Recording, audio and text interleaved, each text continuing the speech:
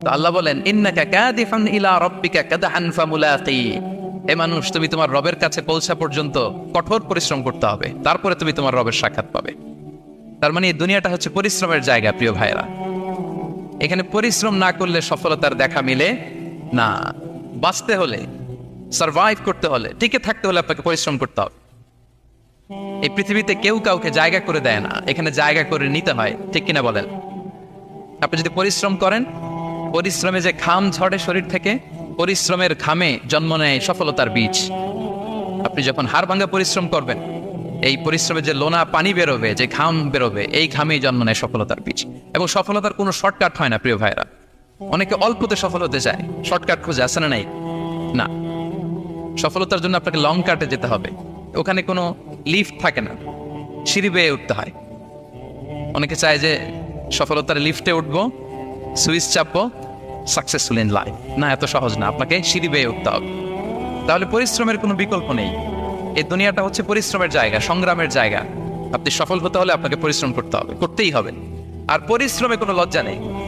আমি বিভিন্ন আমার আলোচনায় বলি, কাজে লজ্জা নেই। কিসে লজ্জা নেই? আওয়াজ করে বলুন সবাই। কাজে লজ্জা নেই। লজ্জা হচ্ছে অলসতায়, লজ্জা হচ্ছে হাত পাতায়, লজ্জা হচ্ছে অকর্মণ্যতায়। কাজে লজ্জা আছে? লজ্জা কিসে বলেন সবাই? লজ্জা হচ্ছে অলসতায়, অকর্মণ্যতায়। যারা কাজ না করে ফুটানি মারে, ওইটাতে লজ্জা। অনেকে আছে ফুটানি মারে, আছে না নাই? কাজ করে না, সব ফুটানি। এই ফুটানিতে লজ্জা, কিন্তু পরিশ্রমে কোনো লজ্জা নেই। এজন্য আল্লাহ তাআলা বললেন ইয়া আইয়ুহাল ইনসান ইন্নাকা কাদিহুন ইলা রাব্বিকা কাদহান ফামুলাকি। হে মানুষ, তোমার রবের কাছে পৌঁছা পর্যন্ত তোমাকে পরিশ্রম করতে হবে। হাড় ভাঙা পরিশ্রম করে আমার কাছে আসতে হবে, তবেই সফলতা মিলবে। অন্য আয়াতে আল্লাহ তাআলা বলছেন লাকাদ খালাকনাল ইনসানা ফি কাবাদ। নিশ্চয়ই মানুষকে আমি কষ্ট এবং পরিশ্রম নির্ভর করে তৈরি করেছি। এই পৃথিবীতে টিকে থাকতে হলে তাকে পরিশ্রম করতে হয়, কষ্ট করতে হয়। এবং দুনিয়ার এই সাইকেলটা যদি দেখেন, দিন এবং রাতের যে সাইকেল, রাতকে আল্লাহ বানিয়েছেন ঘুমের জন্য, রেস্ট নেওয়ার জন্য, বিশ্রামের জন্য।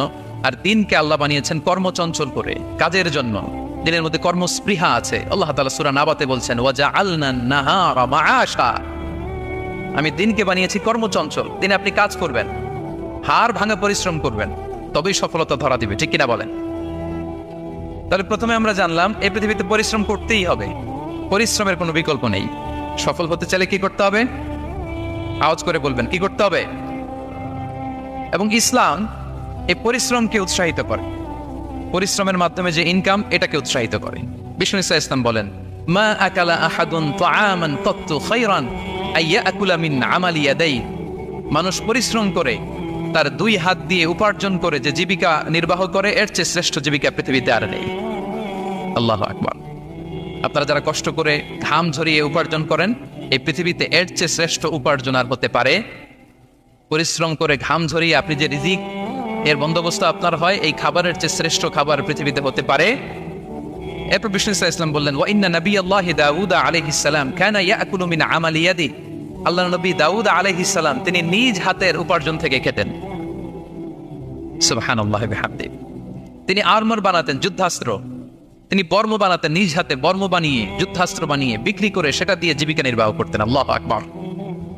তাহলে পরিশ্রমের কোনো বিকল্প নেই। শ্রমের মাধ্যমে যে উপার্জন, এটা শ্রেষ্ঠ উপার্জন। তাই শ্রমজীবী যারা আছেন, মনক্ষুণ্ণ হবেন না, মন ছোট করবেন না। You are the super hero, you are the super hero, you are the remittance fighter of our country. এজন্য রাস্তা দিয়ে যখন হাঁটবেন, বুক ফুলিয়ে হাঁটবেন, আর বস্তা ভরে টাকা নিয়ে দেশে ফিরবেন। ঠিক কিনা বলেন? বুক ফুলিয়ে হাঁটতে হবে। এজন্য আমি আমার প্রিয় মাতৃভূমি বাংলাদেশের গভর্নমেন্টকে অনুরোধ করবো, আমাদের শ্রমজীবী ভাইদের যাতে সুবিধা হয়, এই ব্যবস্থা আপনাদের করতে হবে। বিনীত অনুরোধ রাখবো। শ্রম মন্ত্রণালয়ে যারা দায়িত্বে আছেন, স্পেশালি তাদেরকে রিকোয়েস্ট করবো, আমাদের শ্রমজীবী ভাইদের যেন কোনো কষ্ট না হয়। কারণ তাদের পাঠানো রেমিটেন্সে সচল থাকে আমার দেশের অর্থনীতির চাকা। তারা ভালো থাকলে ভালো থাকবে বাংলাদেশ। Very simple. ঠিক কিনা বলেন? আমার যে ভাইটা পরিচ্ছন্নতা কর্মী, রাস্তা ক্লিন করে, এয়ারপোর্টে ওয়াশরুম ক্লিন করে, একজন পরিচ্ছন্নতা কর্মী, তারও 20 থেকে 30 হাজার টাকা বাংলাদেশে ঢুকে প্রতি মাসে। আপনি চিন্তা করতে পারেন? 6টা মাস যদি রেমিটেন্স বন্ধ হয়, শ্রীলঙ্কার চেয়েও খারাপ অবস্থায় বাংলাদেশে চলে যাবে। Just only 6 months. ভয়ঙ্কর অবস্থা হবে বাংলাদেশে। এটা আল্লাহর পক্ষ থেকে একটা স্পেশাল রাহমা, মার্সি এন্ড ব্লেসিংস, যে আমাদের রিজিকের তাগিদায় সারা বিশ্বে যে কাজ করতে হয়, আমরা কাজ করি আর দেশে টাকা পাঠাই, আর সচল থাকে আমার দেশের অর্থনীতির চাকা, আলহামদুলিল্লাহ পড়ে। সো বাংলাদেশের গভর্নমেন্টকে আমি বিনীত অনুরোধ জানাবো, শ্রম মন্ত্রণালয়কে অনুরোধ জানাবো, এয়ারপোর্ট অথরিটিকে অনুরোধ জানাবো, আমার শ্রমজীবী ভাইদের সাথে ভালো আচরণ করুন, তাদের সাথে কোঅপারেট করুন। বিশেষ করে যতগুলো দূতাবাস আছে সারা বিশ্বে, বাংলাদেশের যে মিশনগুলো, দূতাবাসগুলো, আমার শ্রমজীবী ভাইদের যে কোনো কাজকে অগ্রাধিকার ভিত্তিতে আপনারা সার্ভিস দিন। এটা দিতেই হবে, ঠিক কিনা বলেন? তারা ভালো থাকলে ভালো থাকবে বাংলাদেশ। এই জন্য শ্রমের কোনো বিকল্প নাই। নিজ হাতে উপার্জিত অর্থ, নিজ হাতে উপার্জিত কামাই, এটা শ্রেষ্ঠ কামাই। তো আলহামদুলিল্লাহ আজকের অডিয়েন্সের মধ্যে শ্রমজীবী ভাইয়েরা বেশি, আলহামদুলিল্লাহ পড়েন। এটা আমাদের সৌভাগ্য। এই যে বাংলাদেশে এখন চাকরি নাই, চাকরির বাজার মন্দা, মাস্টার্স পাস করে বেকার টোটো কোম্পানির ম্যানেজার, এরকম আছে না নাই? তার বিপরীতে আল্লাহ তাআলা আপনাদেরকে মালয়েশিয়া নিয়ে আসছে, প্রতি মাসে আপনি টাকা পাঠান, আলহামদুলিল্লাহ। আপনি বাংলাদেশের যে উন্নয়ন, বাংলাদেশের যে ডেভেলপমেন্ট, এই যে স্মার্ট বাংলাদেশ বলে বলে মন্ত্রীরা মুখে ফেনা তুলে ফেলে, এটার গর্বিত অংশীদার আপনি, ঠিক কিনা বলেন? আপনি গর্বিত অংশীদার। You are the contributor, you are the real contributor. আপনার অবদানে বাংলাদেশ আজকে সচল, আলহামদুলিল্লাহ। সো মন ছোট করার কোনো সুযোগ নেই। নিজ হাতে উপার্জিত কামাই, এটা পৃথিবীর শ্রেষ্ঠ কামাই, আলহামদুলিল্লাহ। পরিশ্রমের মাধ্যমে যে উপার্জন, এটাকে ইসলাম আমাদেরকে উৎসাহিত করে। শুধু নামাজ, রোজা, জিকির এগুলো নিয়ে ইসলাম আমাদেরকে পড়ে থাকতে বলেনি। কোরআনিক অর্ডার হচ্ছে আপনার নামাজ শেষ, আপনি বেরিয়ে পড়বেন, কাজে বেরিয়ে যাবেন। ফাইদা কুদিয়াতিস সালাতু ফান্তাশিরু ফিল আরদি ওয়াবতাগু মিন ফাদলিল্লাহ। বিধানটা কার বলুন? আওয়াজ করে বলুন, বিধানটা কার? এটা কোরআনিক ভার্ডিক্ট, কোরআনের বিধান। নামাজ শেষ, ভুল হয়ে বসে জিকির করতে বলা নাই আল্লাহ। আল্লাহ বলেছে ফান্তাশিরু ফিল আরদ ওয়াবতাগু মিন ফাদলিল্লাহ, জমিনে ছড়িয়ে পড়ো, আল্লাহর রিজিক তালাশ করো। নামাজ শেষ, বেরিয়ে যাবে। কৃষক চলে যাবে মাঠে, শ্রমজীবী চলে যাবে ফ্যাক্টরিতে, শিক্ষকরা চলে যাবে তাদের শিক্ষা প্রতিষ্ঠানে, কর্পোরেট ওয়ার্ল্ডের লোকেরা চলে যাবে তাদের প্রতিষ্ঠানে। ডেভেলপমেন্ট করতে হবে, সিভিলাইজেশন করতে হবে। নামাজের পরে গোল হয়ে বসে থাকা চলবে না। কি ব্যালেন্স দেখেছেন ইসলাম? আজান হয়েছে তো মসজিদে আসো, নামাজ শেষ বেরিয়ে পড়ো, আলহামদুলিল্লাহ। কি ভারসাম্যপূর্ণ ইসলাম! ফাইদা কুদিয়াতিস সালাতু ফান্তাশিরু ফিল আরদ, যখন সালাত শেষ জমিনে ছড়িয়ে পড়ো, আল্লাহ রিজিক অন্বেষণ করো।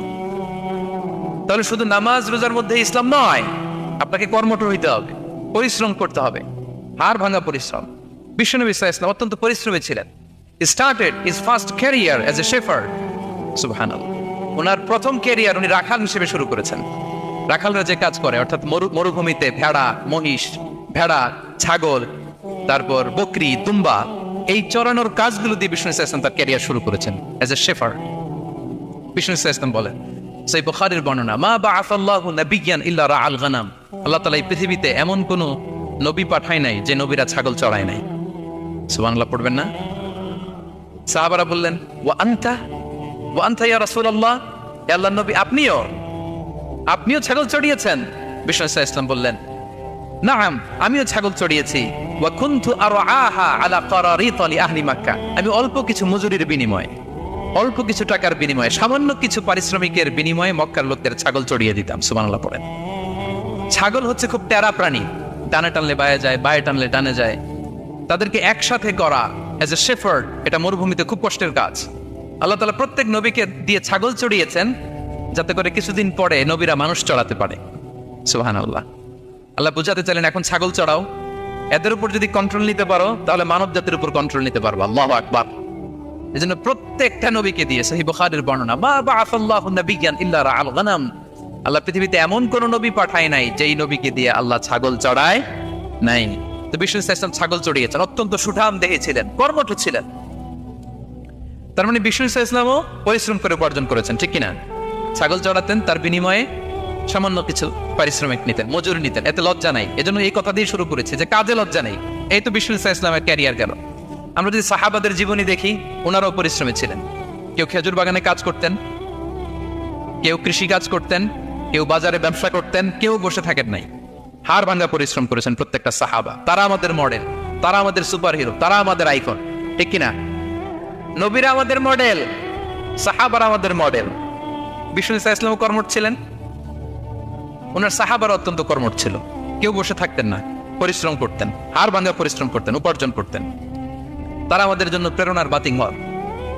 অনেক সাহাবাদের বায়োগ্রাফি থেকে আপনাদেরকে ঘটনা শেয়ার করা যাবে। আমি একজন সাহাবার জীবনী শোনাবো আপনাদেরকে।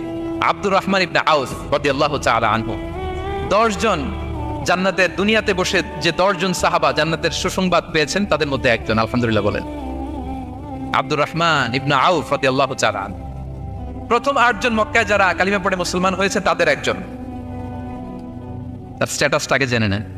তো তিনি যখন মক্কা থেকে হিজরত করে মদিনায় গেলেন, মনে রাখবেন মক্কা থেকে যে সাহাবারা বাড়ি ঘর ছেড়ে হিজরত করেছে তাদেরকে বলে মহাজির, মানে হিজরতকারী সাহাবা। আর মদিনাতে যে সমস্ত সাহাবারা তাদেরকে রিসিভ করেছেন তাদেরকে বলে আল আনসার, মানে সাহায্যকারী সাহাবা। তো যারাই হিজরত করে মক্কা থেকে মদিনায় যেত, বিষ্ণু ইসলাম মদিনার কোন সাহাবীর সাথে তার ভাই পাতিয়ে দিতেন, আল মুআখাত, ব্রাদারহুড করে দিতেন, দায়িত্ব দিতেন যে তুমি এই সাহাবীকে দেখবে। তো আব্দুর রহমান ইবনে আউফ রাদিয়াল্লাহু তাআলা আনহু যখন হিজরত করে গেলেন, তার দেখভাল করার জন্য যে সাহাবীর দায়িত্ব পড়লো তার নাম হচ্ছে সাআদ ইবনে রাবি', আনসারী সাহাবী রাদিয়াল্লাহু তাআলা আনহু। বিষ্ণু বললেন, সাআদ, আব্দুর রহমান ইবনে আউফ তোমার ভাই, ভাই বানিয়ে দিলেন। কি বানিয়ে দিলেন? তুমি তাকে টেক কেয়ার করবে, সে হবে তোমার মেহমান। সুবহানাল্লাহ। সাআদ ইবনে রাবি' রাদিয়াল্লাহু তাআলা আনহু তিনি আব্দুর রহমান ইবনে আউফকে ডেকে নিয়ে গেলেন, ঘরে নিয়ে গেলেন মেহমানকে, এবং বললেন, ইয়া সাআদ ইন্নী আকসারুল আনসারি মালান। হে সাআদ, তুমি চিন্তা করো না, তুমি মনে করো না যে তোমার ভরণ পোষণ দিতে আমার কষ্ট হবে। আমি মদিনার সবচাইতে বড় বিজনেস ম্যাগনেট, সবচাইতে বড় বিজনেস ম্যাগনেট আমি। No tension, don't worry about it. Tension নিও না, আসো তোমার জন্য আমার কি প্রপোজাল শোনো। ফাআকসিমু লাকা নিসফা মালি, আমার যত সম্পদ আছে আমি অর্ধেক তোমারে দিয়ে দেব। সুবহানাল্লাহ, এত আসতে আপনার বাড়িতে কেউ মেহমান হলে করতে পারবে এরকম? আল্লাহ, কেমন প্রেরণার বাতিঘর তারা। ফাআকসিমু নিসফা মালি, আব্দুর রহমান ইবনে আউফ, আমার অর্ধেক সম্পদ তোমারে দিয়ে দিব। এখানেই শেষ না, এরপর বলতে লাগলেন, আমার অনেকগুলো স্ত্রী আছে, তুমি কোথায় যে মেয়ে খুঁজবা, প্রস্তাব দিবা, এত ঝামেলার দরকার নেই। আমার কোন স্ত্রীকে তোমার ভালো লাগে বলো, তার যদি তোমাকে ভালো লাগে তাহলে প্রয়োজনে তাকে আমি ডিভোর্স দিয়ে দিব, তাকে নিয়ে তুমি সুখের সংসার করবা। আল্লাহু আকবার, আল্লাহু আকবার। অর্ধেক সম্পদ দিয়ে দিব, আমার একাধিক স্ত্রী আছে, কাউকে যদি তোমার পছন্দ হয় এবং সেও যদি তোমাকে পছন্দ করে, প্রয়োজনে তাকে ডিভোর্স দিব। New life, new career, just go on. আমরা এই সুযোগ পেলে কি করতাম? সাথে সাথে অর্ধেক সম্পদ নিয়ে নিতাম, ঠিক কিনা? আব্দুর রহমান ইবনে আউফ প্রেরণার বাতিঘর। উনি কি করলেন? উনি বললেন, লা হাজাতা লি ফি যালিক। আমার ভাই, তুমি যে বলছো, এ সাআদ ইবনে রাবি, তুমি যে এত চমৎকার প্রপোজাল দিয়েছো, এতেই আমি খুশি। তোমার কোনো কিছুর আমার দরকার নাই। বারাকাল্লাহু লাকা ফি আহলিকা ওয়া মালিক, আল্লাহ তোমার সম্পদেও বরকত দেখ, আল্লাহ তোমার পরিবারেও বরকত দেখ। তবে একটা কষ্ট করতে হবে, সেটা কি? আব্দুর রহমান ইবনে আউফ বললেন, দুল্লানি ইলা সুক, just show me the way to market. মদিনার বাজারটা কোথায় এটা একটু দেখায় দাও। আমি নতুন মানুষ, পথঘাট চিনি না। দুল্লানি ইলা সুক, just show me the way to market of Medina. মদিনার বাজারটা কোন রাস্তায় একটু দেখায় দাও। আল্লাহু আকবার। সাদ ইবনে রাবি বললেন, এই তো মদিনার বাজার। উনি যে কিছু ঘি কিনলেন, পনির কিনলেন, কিনে বিক্রি করলেন, প্রফিট করলেন। ওই প্রফিট দিয়ে আরো বেশি করে কিনলেন, আবার বিক্রি করলেন, প্রফিট, আবার বিক্রি করলেন, প্রফিট।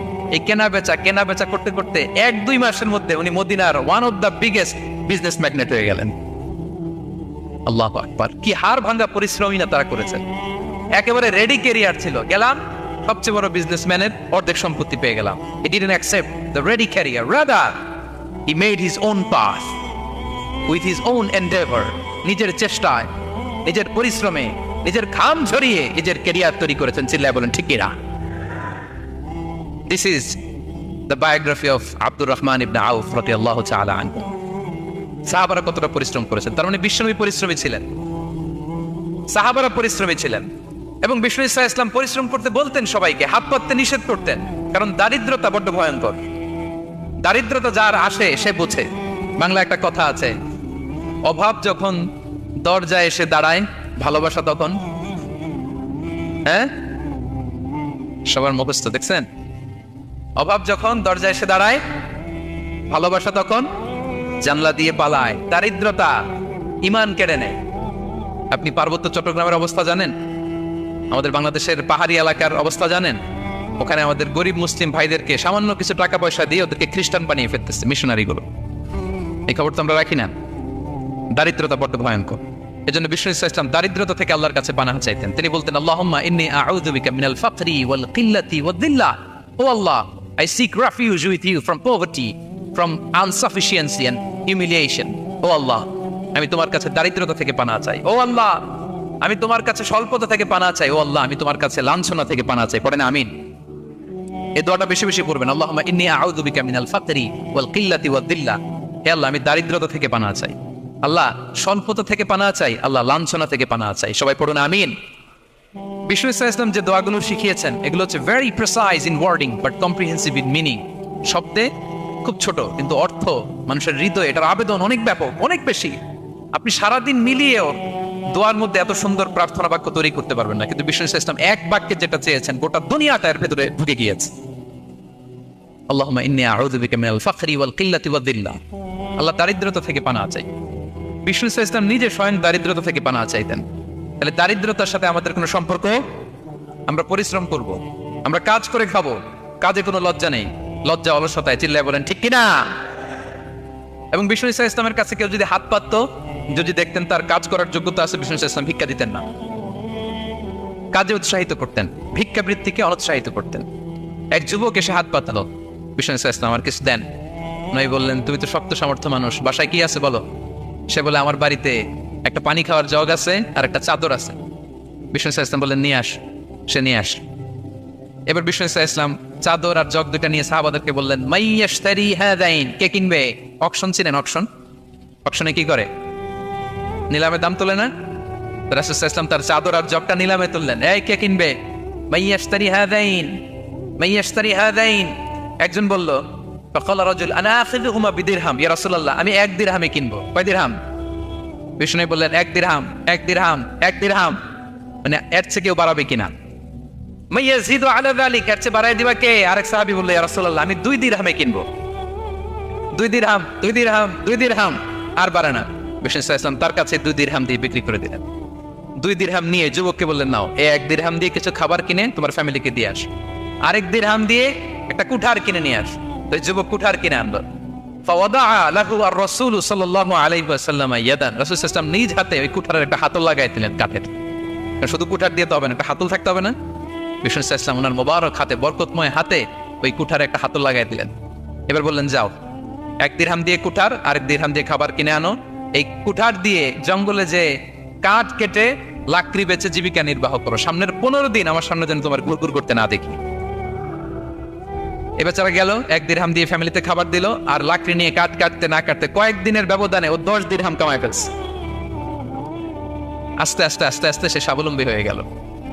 এরপর একবার বিষ্ণু ইসলামের কাছে আসছে।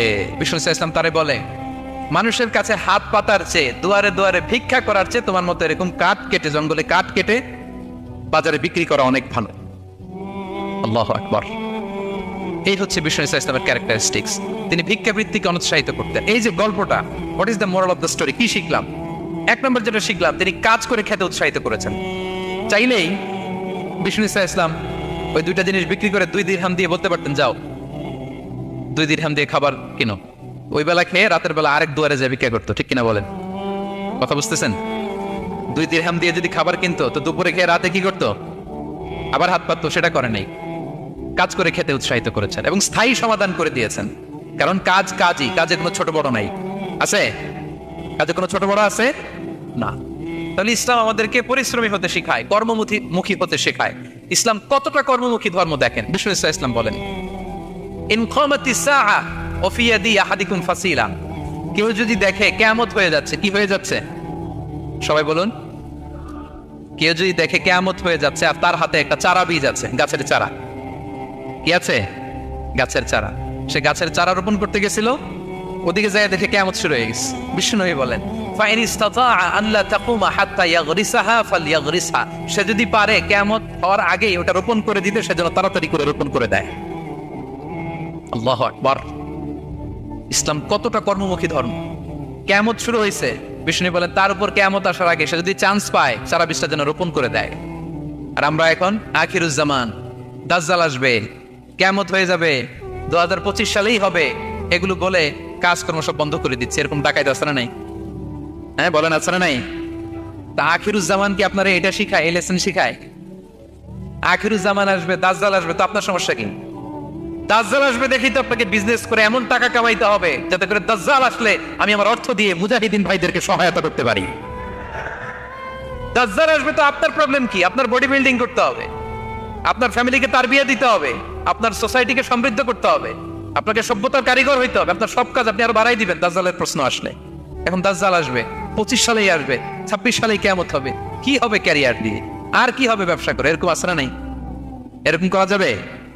বিশ্বনবী কি বললেন? কিয়ামত হইতেছে, তুমি দেখতেছো চাক্ষুষ বিলা আয়ান, দেখতেছো কিয়ামত হইতেছে, আর তুমি গাছ লাগাইতে গেছিলা। যদি সুযোগ হয় কিয়ামত হওয়ার আগে আগে কি করো? গাছ লাগাও। সুবহানাল্লাহ পড়বেন না? প্রিয় ভাইয়েরা, আমরা যেন পরিশ্রমী হই, আমরা যেন কর্মঠ হই, আমরা যেন অলস না হই। বিষ্ণু ইসলাম অলসতা থেকে আল্লাহর কাছে পানা চাইতেন। আল্লাহ তাকে বোঝার তৌফিক দান করুক, আমরা পড়ি আমিন। আল্লাহ নবী সাল্লাল্লাহু আলাইহি ওয়াসাল্লাম শুধু পরিশ্রম করতে বলেছেন এমন নয়, তিনি পরিশ্রমীদেরকে পছন্দ করতেন। এক সাহাবীর সাথে তিনি মুসাফা করলেন, দেখলেন হাতটা বড্ড খসখসে, তিনি শ্রমিক, শ্রমজীবী সাহাবী। এটা যখন তিনি শুনতে পেলেন, তিনি পরম মমতায় আলতো করে ওই সাহাবীর, শ্রমিক সাহাবীর হাতে তিনি চুমু খেলেন। আল্লাহু আকবার। এবং ওনার আন্ডারে যারা কাজ করত তাদের সাথে বিষ্ণু ইসলামের যে আচরণ, ওনার যে শ্রমিক, ওনার যে খাদেম, তাদের সাথে বিষ্ণু ইসলামের যে ডিলিং শুনলে আপনি অবাক হয়ে যাবেন, অবাক হয়ে যাবেন। আপনি কারো ব্যাপারে যদি রিয়েল ইনফরমেশন চান, আপনি কয়েকটা জায়গায় নক করতে হবে। এক নম্বর, ধরেন যে একজন বড় সাহেব, তার আসল তথ্য যদি চান তার বউকে জিজ্ঞেস করেন। কারা জিজ্ঞেস করবেন? ওয়াইফকে জিজ্ঞেস করবেন, স্ত্রীকে, আসল তথ্য পাবেন। 2 নাম্বার, তার বাড়ির দারোয়ানকে জিজ্ঞেস করবেন। কাকে? 3 নাম্বার, তার ঘরের কাজের বুয়া, সব জানে উনি, ওই কাজের বুয়া থেকে রিপোর্ট নেবেন, ঘরে যে কাজ করে। 4 নাম্বার, তার ড্রাইভার, দারোয়ান, কাজের বুয়া, ওয়াইফ, এদের কাছ থেকে যদি আপনি জিজ্ঞেস করেন, ফলের বিড়াল বেরিয়ে আসবে। ঠিক কিনা বলেন? তো আসেন বিষ্ণু ইসলামের যে খাদেম, কর্মচারী, তারা একটু জিজ্ঞেস করে বিষ্ণু ইসলামের আচরণ কেমন ছিল। বিষ্ণু ইসলামের খাদেমের নাম হচ্ছে আনাস রাদিয়াল্লাহু আনহু। আলহামদুলিল্লাহ, খাদিম রাসূলুল্লাহ, বিষ্ণু ইসলামের খাদেম। আসেন ওনাকে জিজ্ঞেস করি যে বিষ্ণু ইসলামের আচরণ কেমন ছিল। আনাস রাদিয়াল্লাহু তাআলা আনহু বলেন, খাদিমতুন নবিয়্যা 10 সিনিন, আমি বিষ্ণু ইসলামের 10 বছর খেদমত করেছি। 1-2 বছর না, 10 বছর বিষ্ণু ইসলামের খেদমতে আমি নিয়োজিত ছিলাম। ফামা ক্বালা লি লিমা সানা'তা ওয়ালা লিমা লা সানা'তা, 10 বছরের মধ্যে একদিনও কখনো বলে না, এই আনাস এটা কেন করলা, এই আনাস এমনটা কেন হলো, এটা কেন করলা না, একদিনের জন্য বলে নাই। কেন এটা করছো, কেন এটা করো নাই, এরকম কোনো প্রশ্ন আমাকে কোনোদিন করে নাই। সুবহানাল্লাহ। আনাস রাদিয়াল্লাহু তাআলা কি ভুল করেন নাই? করছেন। ছোট মানুষ তো, একেবারে ছোট বাচ্চা ছিলেন। ওনার আম্মা যখন আনাস রাদিয়াল্লাহু তাআলাকে নিয়ে আসছে, বিষ্ণু ইসলাম মক্কা থেকে হিজরত করে মদিনায় আসলেন, সবাই বিশ্বনবীকে ঘিরে ধরলো, সবাই বিশ্বনবীকে সালাম দেয়, মুসাফা করে, হাদিয়া দেয়। আনাসের মা চোখের পানি ছাড়ে, বিশ্বনবীর কাছে লজ্জায় এসে বলে, ইয়া রাসূলুল্লাহ, সবাই আপনাকে উপহার দেয়, সবাই আপনাকে হাদিয়া দেয়, আমি আপনারে কি হাদিয়া দেব? হাদিয়া দেওয়ার মতো কিছু নাই আমার এই কলিজার টুকরা আনাস ছাড়া, আমি আনাসকেই আপনারে হাদিয়া দিয়ে দিলাম। ইয়াখদুমুকা ইয়া রাসূলুল্লাহ, এ নবী, আনাস আপনার খেদমত করবে, আপনার ওযুর পানি এনে দিবে, আপনার মেসওয়াকটা এনে দিবে, আপনার জুব্বাটা এনে দিবে, আমি আমার কলিজার টুকরা, আমার নাক ছেঁড়া ধন আনাসকেই আপনারে উপহার দিয়ে দিলাম। আনাস রাদিয়াল্লাহু তাআলা বিষ্ণু ইসলামের সাথে থাকতেন, ওযুর পানি এনে দিতেন, জামা এনে দিতেন। বিষ্ণু বললেন, আনাস আমার ওই জুব্বাটা নিয়ে আসো। ছোট্ট আনাস জুব্বা আনতে যে, মদিনার বাচ্চারা খেলতেছে, আমাদের দেশে যে খেলে, কুতকুত খেলে, চারা খেলে, এইটা খেলে, সেইটা খেলে, ওই খেলাধুলা দেখে নবীর জামা আনার কথা উনি ভুলে গেলেন। বাচ্চাদের সাথে দাঁড়িয়ে খেলা দেখতে আরম্ভ করলেন। এখন সময় গড়িয়ে অনেক হয়ে গেল, আনাসও আসে না, জুব্বাও আসে না। ঘটনা কি? বিষ্ণু ইসলাম বললেন, যাই নিজের জামা নিজে নিয়ে আসি। তো বের হলেন, যে দেখে সর্বনাশ, আনাসকে পাঠাইছি জুব্বা আনতে, আনাস দেখি এদিকে খেলার মধ্যে মগ্ন হয়ে আছে। বিষ্ণু ইসলাম কিছুই বললেন না, চুপ করে যে উনিও আনাসের পিছনে দাঁড়িয়ে রইলেন, কিছুই বলে না। তো আনাস খেলা একবার এদিকে দেখে, একবার ওদিকে দেখে, একবার এদিকে ঘুরতে ঘুরতে হঠাৎ দেখে পিছনে কে? স্বয়ং বিশ্বনবী। আল্লাহ, বিশ্বনবীর দেখে তো আনাস রাদিয়াল্লাহু তাআলার কলিজাটা এখানে চলে আসছে ভয়। হায় হায়, আজকে খবর আছে, হায় হায়, ওনারা যুদ্ধ আনতে বলছিল, আমি কি কাজ করলাম, ভয়ে আটকে উঠছে। বিষ্ণু ইসলাম ধমক দেয় নাই, পিট্টি দেয় নাই, কিছু করে নাই, শুধু একটা মুচকি হাসি দিয়েছে। আনাস রাদিয়াল্লাহু তাআলা আনহু বলে, বিশ্বনবীর সেই দিনের মুচকি হাসির শাসন মৃত্যুর আগ পর্যন্ত আমাকে সোজা রাস্তায় রেখেছে, আর ডানে বায়ে করি নাই কোনোদিন। তার মানে শাসন করতে জানলে ব্যাত মারা লাগে না, শাসন করতে জানলে গায়ে হাত তোলা লাগে না, শাসন করতে জানলে মুচকি হাসি দিয়েও শাসন করা যায়, ঠিক কিনা বলেন? বিশ্বনবীর মুচকি হাসির শাসন আনাস রাদিয়াল্লাহু তাআলা আনহুকে আজীবন সোজা রাস্তায় রেখেছে। তাহলে শ্রমজীবীদেরকে বিশ্ব নবী সাল্লাল্লাহু আলাইহি ওয়াসাল্লাম কতটা সম্মান করতেন, শ্রদ্ধা করতেন, ভালোবাসতেন, বুঝতে পারছেন সবাই? প্রিয় ভাইয়েরা, লেবার রাইটস ইন ইসলাম, ইসলামে শ্রমিকের অধিকার। শ্রমিকদেরকে ইসলাম কমপক্ষে 7টা অধিকার দিয়েছে। কয়টা? 1 নাম্বার, ইসলাম একজন শ্রমিককে প্রথম যে অধিকারটা দিয়েছে সেটা হচ্ছে কাজ শেষে, শ্রম শেষে তার পারিশ্রমিকের অধিকার, মজুরি পাওয়ার অধিকার, কাজ শেষে বেতন পাওয়ার অধিকার। কাজ করেছেন তো আপনি বেতন পাবেন, এটা আপনার অধিকার। বেতন বা পারিশ্রমিক এটা একটা কর্মজীবীর অধিকার। আপনার কোম্পানির মালিক যে আপনার বেতন দেয়, এটা কি দয়া করে? করুণা। তো এটা যদি করুণা হয়, সে যে আপনার কাজ করে দেয়, এটাও তো করুণা, এটা তার বড় করুণা। কি বলেন? আপনি যে স্যালারি পে করেন, এটা যদি করুণা হয়, সে যে পরিশ্রম করে, সে তো আর বড় করুণা করে আপনারে, তার কারণে তো আপনার কোম্পানি টিকে আছে, ঠিক কিনা বলেন?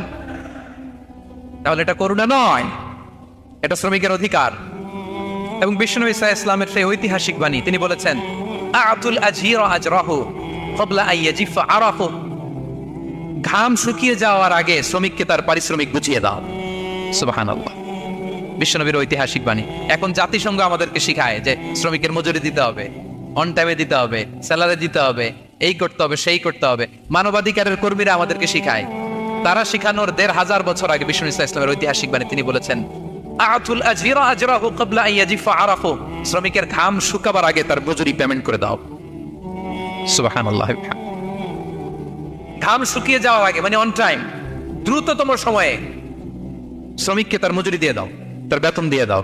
যারা শ্রমিককে তার পারিশ্রমিক অন টাইমে দেয় না, স্যালারি অন টাইমে পে করে না, টালবাহানা করে, গরিমসি করে, তাদের ব্যাপারে বিষ্ণু সাল্লাল্লাহু আলাইহি ওয়াসাল্লাম কি বলেন? বিষ্ণু বলেন, 3 শ্রেণীর ব্যক্তি, সালাসাতুন আনা খাসমুহুম ইয়াউমাল কিয়ামা। 3 শ্রেণীর ব্যক্তির বিরুদ্ধে আমি বিশ্বনবী কিয়ামতের দিন আল্লাহর কাঠগড়ায় মামলা দায়ের করব।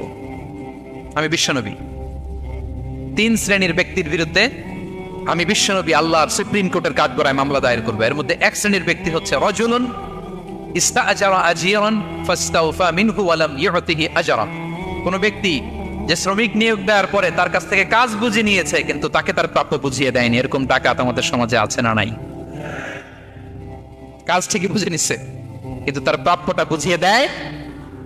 বিশ্বনবী বলেন, তার বিরুদ্ধে আমি মামলা দায়ের করব। প্রিয় ভাইরা, বুঝে থাকলে উত্তর দেন। বিশ্বনবী যার বিরুদ্ধে মামলা দায়ের করবে তার জান্নাত তো একেবারে ডাইরেক্ট, তাই না? হ্যাঁ, সুন্দর বলছে একজন, তার কোনো জামিন নাই, ঠিক কিনা বলেন? বিশ্বনবী যার বিরুদ্ধে মামলা দায়ের করেছে তার জান্নাতে যাওয়া তো দূর কি বাত, সে জান্নাতের ঘ্রাণও তার নাকে ঢুকবে না। চিল্লায় বলেন ঠিক কিনা? এজন্য খবরদার, শ্রমিককে তার শ্রম নেয়ার পরে তার পারিশ্রমিক দিয়ে দেন, তার ঘাম শুকিয়ে যাওয়ার আগে, মানে অন টাইম। এটা নিয়ে কোনো টাল বাহানা করা যাবে, তাহলে বিশ্বনবী তার বিরুদ্ধে মামলা দায়ের করবে। তার মানে 1 নম্বর অধিকার বুঝে পাইছেন? আপনি যে কাজ করেন, কাজের বিনিময়ে যে পারিশ্রমিক পান, যে স্যালারি পান, এটা আপনার অধিকার। এটা করুণা নয়, এটা অনুকম্পা নয়, এটা কোনো দয়া নয়, ইটস ইউর রাইট, এটা আপনার অধিকার। আওয়াজ করে বলুন তো, গলা ফুলিয়ে, এটা আপনার কি? 2 নম্বর, একটা শ্রমিককে ইসলাম যে অধিকার দেয় সেটা হচ্ছে চুক্তি মাফিক সকল সুযোগ সুবিধা প্রাপ্তির অধিকার। অর্থাৎ একজন এমপ্লয়ার যখন তার এমপ্লয়িকে নিয়োগ করে, একটা এমপ্লয়মেন্ট কন্ট্রাক্ট থাকে না? এমপ্লয়মেন্ট কন্ট্রাক্ট বুঝেন তো? একটা চুক্তিপত্র থাকে, এখানে ফিক্স করা থাকে ওয়ার্কিং আওয়ার্স, কয় ঘন্টা আপনি কাজ করবেন, আপনার জব স্পেসিফিকেশন কি করবেন কি করবেন না, আপনার স্যালারির ব্যাপারে থাকে, কত স্যালারি দিবে, কখন দিবে, আবার আপনি ওভার টাইম করলে এক্সট্রা পে করবে, আপনি রেগুলার কাজ করলে ঘন্টায় per hour 20 ringgit, over time করলে 40 রিঙ্গিট। তারপর আপনি কখন ব্রেক নেবেন, একটা ব্রেক থাকে না যে এই টাইমে একটা ব্রেক দিতে হবে, এগুলো মিউচুয়াল আন্ডারস্ট্যান্ডিং এ এমপ্লয়মেন্ট কন্ট্রাক্টে থাকে। আপনি হলিডে কখন করবেন, ছুটি থাকতে হবে, টানা 7 দিন কাজ করানো যাবে বলেন? না, আন্তর্জাতিকভাবে এটা নিষিদ্ধ। টানা 7 দিন কোনো কাজ নাই, 1 দিন তার হলিডে থাকতে হবে, তার অ্যানুয়াল লিভ থাকতে হবে। Right to rest and leisure, বিশ্রামের একটা সময় লাগবে। এই যে 1 মে আন্তর্জাতিক শ্রমিক দিবস, এটা শুরু হয়েছে কিভাবে? ইউনাইটেড স্টেটস অফ আমেরিকার শিকাগোতে 1986 সালে এই কাজের বিরুদ্ধেই তারা আন্দোলন করেছিল। টানা 7 দিন তাদেরকে দিয়ে গাদার মতো খাটুনি খাটাতো, দাসের মতো তাদের সাথে আচরণ করা হতো। তারা আন্দোলন শুরু করেছিল, 8 জনকে গুলি করে নিহত করা হয়েছিল। সেখান থেকে এই মে দিবস। কিন্তু বিষ্ণু ইসলাম 1500 বছর আগে এই শ্রমিকদের অধিকারের ব্যাপারে সোচ্চার ছিলেন, আলহামদুলিল্লাহ বলেন। তাহলে right to rest and leisure, UDHR, universal declaration for human rights, এগুলো সব নির্ধারিত আছে। তার মানে একজন শ্রমিকের 2 নম্বর অধিকার হচ্ছে চুক্তি অনুযায়ী সকল সুযোগ সুবিধা প্রাপ্তির অধিকার। আপনার চুক্তি করছেন, আপনি এটা এটা দিবেন, কিন্তু কাজের পরে আপনি ফ্যাসিলিটি দিচ্ছেন না, এটা করা যাবে? বলেন, করা যাবে? আল্লাহর কোরআন কি বলছে শুনুন। আল্লাহর কোরআন বলে, ইয়া আইয়ুহাল্লাযীনা আমানু আউফু বিল উকুদ, O you who believe fulfil your contract, ও বিশ্বাসীরা তোমরা তোমাদের চুক্তি পূর্ণ করো। ওয়া আউফু বিল আহদি ইন্নাল আহদা কানা মাসউলা, তোমরা যে কমিটমেন্ট করেছো, যে কন্ট্রাক্ট করেছো, এই চুক্তি তোমরা পূর্ণ করো, তা না হলে কিয়ামতের কঠিন ময়দানে এই চুক্তির ব্যাপারে, কন্ট্রাক্টের ব্যাপারে, এই এগ্রিমেন্টের ব্যাপারে আপনারা জিজ্ঞেস করবে কে? তাহলে যা চুক্তি করেছেন সুযোগ সুবিধা তাই আপনাকে দিতে হবে। মালিক ভাইয়েরা মনে থাকবে তো নাকি? এগ্রিমেন্টে যা যা বলেছেন, যা যা লিখে সিগনেচার করেছেন তাই আপনাকে দিতে হবে। আদেশটা কার? সবাই বলুন। আপনি মন চাইলে হায়ার করবেন, এরপরের দিন ফায়ার করবেন, এরকম করা যাবে? হ্যাঁ, চাইলে হায়ার ফায়ার, মন যা চায় তা করবেন, এটা করা চলবে না। তাহলে 2টা অধিকার গেল। 3 নম্বর, একজন শ্রমিককে ইসলাম যে অধিকার দিয়েছে সেটা হচ্ছে সুন্দর আচরণ পাবার অধিকার। তিনি আপনার ফ্যাক্টরির ওয়ার্কার, আপনার স্টাফ, এজন্য যা মনে হচ্ছে তা আচরণ করবেন, দাসের মতো আচরণ করবেন। এটা করা যাবে? আওয়াজ করে বলেন, করা যাবে? বিষ্ণু ইসলাম ইন্তেকালের আগে পুরা উম্মাকে 2টা বিষয় ওসিয়ত করেছেন। আওয়াজ করে বলুন তো কয়টা? 1 নম্বর হচ্ছে নামাজ। 1 নম্বর কি? আসসালাত। আসসালাত, রুহু বের হওয়ার আগে, ইন্তেকালের আগে বিষ্ণু বলেন আসসালাত, সালাত, নামাজ, নামাজ। উম্মতেরা নামাজের ব্যাপারে সতর্ক হও। 2 নম্বর তিনি বলেছেন ওয়ামা মালাকাত আইমানুকুম, তোমাদের অধীনস্থ যারা আছে তাদের ব্যাপারে সচেষ্ট হও, তাদের প্রতি সদয় হও, তাদের সাথে খারাপ আচরণ করো না। এটা কখন বলছেন? জুমার খুতবার সময়, সাহাবীদের সাথে গল্প করার সময়, বিবিদের সাথে আলোচনার সময়। কখন? Just right before his death. এখনই রুহু বেরোবে, ইন্তেকালের আগে তিনি বলেছেন উম্মতেরা আসসালাত, নামাজ, উম্মতেরা ওমা মালাকাত আইমানুকুম, তোমাদের কর্মচারীদের সাথে খারাপ আচরণ করো না। তাহলে 3 নম্বর হচ্ছে শ্রমিকদের সুন্দর আচরণ পাবার অধিকার, তাদের সাথে খারাপ আচরণ করা যাবে না। বিষ্ণু ইসলাম শ্রমিকদের রাইটস, অধিকারের ব্যাপারে এতটা সোচ্চার ছিলেন, বিদায় হজের মতো, বিদায় হজের যে বাণী, যে ভাষণে, ঐতিহাসিক ভাষণেও বাদ যায়নি শ্রমজীবীদের কথা। সুবহানাল্লাহ পড়েন। বিদায় হজের ভাষণে বিষ্ণু বলেছেন আরিকাকুন, আরিকাকুন আতইমুহুম মিম্মা তাকুলুন ওয়াকসুহুম মিম্মা তালবাসুন। খবরদার ও আমার উম্মতেরা, এই ভাষণের পরে আর বড় কোনো ভাষণ আমার পক্ষ থেকে তোমরা পাবে না। তোমাদের কর্মজীবী, তোমাদের শ্রমিক, তোমাদের ওয়ার্কার, তোমাদের স্টাফদের ব্যাপারে সাবধান থাকো। তোমরা যা খাবে তাদেরও তা খাওয়াও, তোমরা যা পড়বে তাদেরও তা পড়তে দিবে, তাদের প্রতি তোমরা সদয় হবে। বিদায় হজের বাণী তো বিষ্ণু ইসলাম আপনাদের কথা বলে নাই। আলহামদুলিল্লাহ পড়েন। কি রহমতের নবী ছিলেন, কি মায়ার নবী ছিলেন, শ্রমজীবীদের কি বিষ্ণু ইসলাম এতটা ভালোবাসতেন। তাহলে 3 নম্বর যে অধিকার ইসলাম একজন শ্রমিককে দেয় সেটা হচ্ছে সুন্দর আচরণ পাওয়ার অধিকার। দেখবেন যে মালিক বা যে এমপ্লয়ার ভালো আচরণ করে, সব শ্রমিককে তাকে ভালোবাসে, তার জন্য দোয়া করে। আপনি মালিক হয়ে অসুস্থ, দেখবেন আপনার ওয়ার্কার গুলো জায়নামাজ বিছিয়ে সেজদায় পড়ে আপনার জন্য কাঁদে। এরকম আছে না নাই? মালিক হলে তো এরকম মালিক হইতে হবে, এমপ্লয়ার হলে তো এরকম হওয়া চাই, ঠিক কিনা বলেন? তাহলে আমরা শ্রমজীবীদের সাথে ভালো আচরণ করবো, পারা যাবে তো ইনশাআল্লাহ? ইনশাআল্লাহ। 4 নম্বর, কর্মক্ষেত্রে নিরাপত্তার অধিকার। শ্রমজীবী ভাইদের যে ওয়ার্ক প্লেস আছে সেখানে তাদের নিরাপত্তা থাকতে হবে, সেফটি মেজারমেন্ট থাকতে হবে। অনেক জায়গায় দেখি আয়রন ফ্যাক্টরিগুলোতে যারা কাজ করে, আল্লাহু আকবার, আপনারা ভিডিও ক্লিপসে দেখবেন যে কি ভয়ঙ্কর সেখানকার অবস্থা। ডিহাইড্রেশন, এক একজন অসুস্থ হয়ে যায়। সেখানে তাদের পর্যাপ্ত পানির ব্যবস্থা নাই, এটা নাই সেটা নাই। এমন এমন ফ্যাক্টরিতে আমাদের অনেক ভাইরা কাজ করে, কেমিক্যাল ফ্যাক্টরি, মাস্কও নাই। এরকম ডাকাইতে আছে না নাই? কেমিক্যাল ফ্যাক্টরিতে যারা কাজ করবে এদেরকে মাস্ক দিতে হবে, এদেরকে হ্যান্ড গ্লাভস দিতে হবে।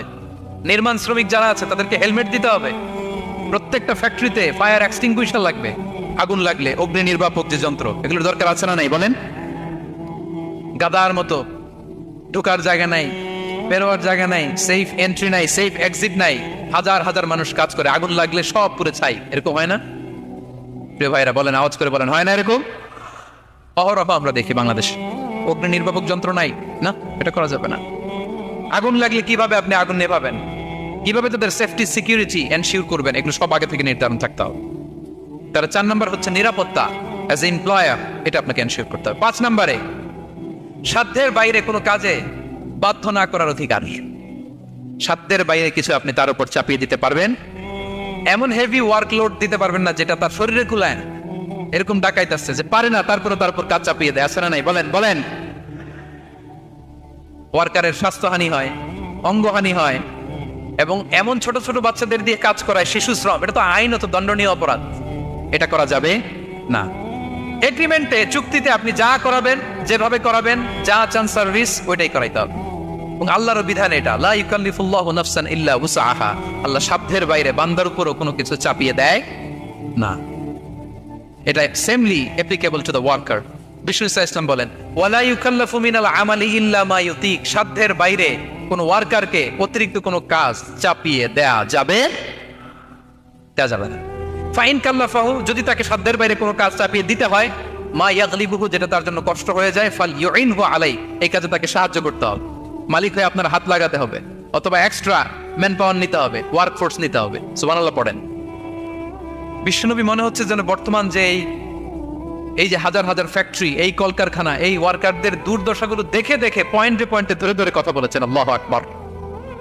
যদি সাধ্যের বাইরে কিছু চাপিয়ে দিতে হয়, তাহলে তাকে সহায়তা করতে হবে।